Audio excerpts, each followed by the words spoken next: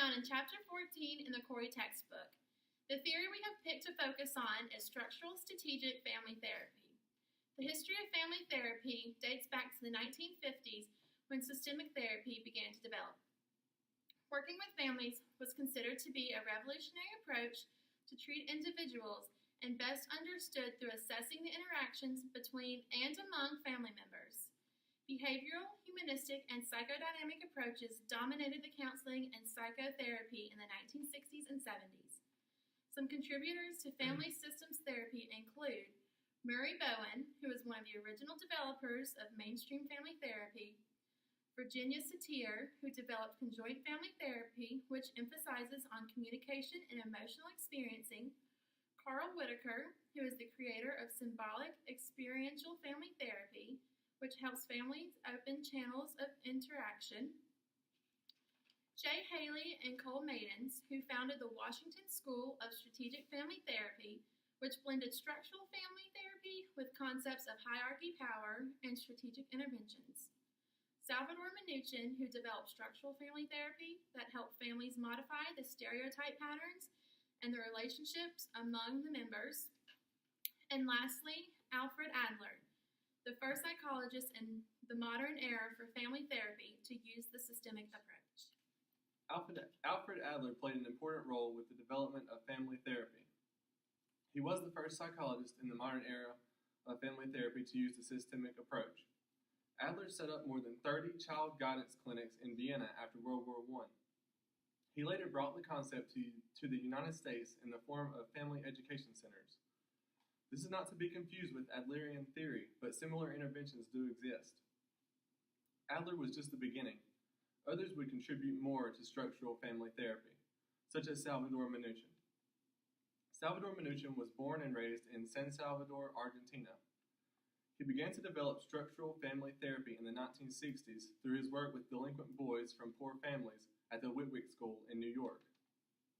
While working in Philadelphia in the 1970s, Minuchin redefined the theory and practice of structural family therapy. As mentioned before, our group chose the theory of structural strategic family therapy as our focus. It can be traced back to Salvador Minuchin in the early 1960s, as stated by Justin.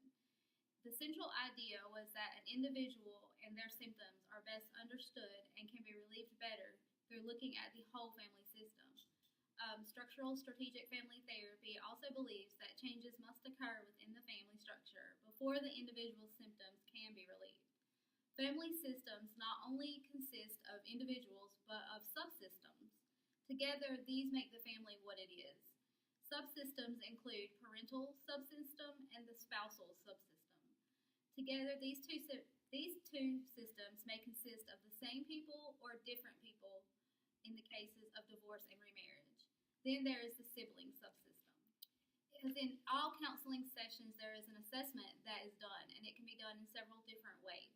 The first way assessment is done is through a genogram, which allows the family structure and stories to be presented in a clear and orderly manner. Then there's testing and rating scales. As with all therapeutic techniques, family systems therapy begins by forming a relationship with the family. The counselor makes an effort to make contact with each person. Also, each person in the family is treated with openness and concern.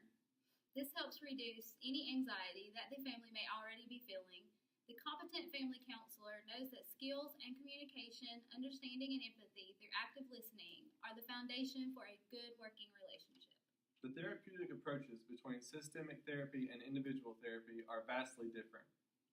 For individual therapy, the therapist may focus on obtaining an accurate diagnosis, most likely from the DSM. They will begin therapy immediately and focus on causes and purposes. They will also look for ways to help the client cope with the problem.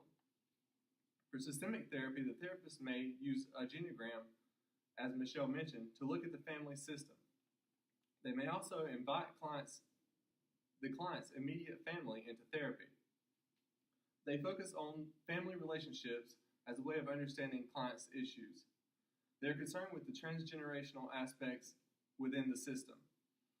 Aspects include meanings, rules, the culture, and gender perspectives, even the communities and larger systems affecting the family.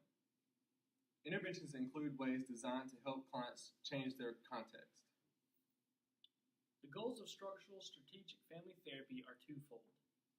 Goal 1 is to reduce symptoms of dysfunction within the family, as well as Goal 2, to bring about structural change within the system by modifying the family's transactional roles and developing more appropriate boundaries.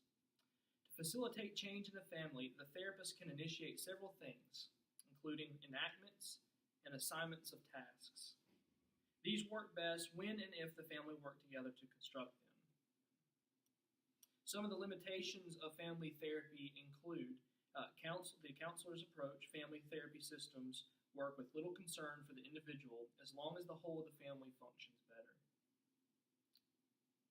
The family in their theory was often perceived as a well-oiled machine, or perhaps a computer that occasionally broke down and could be fixed easily without consideration of the parts involved.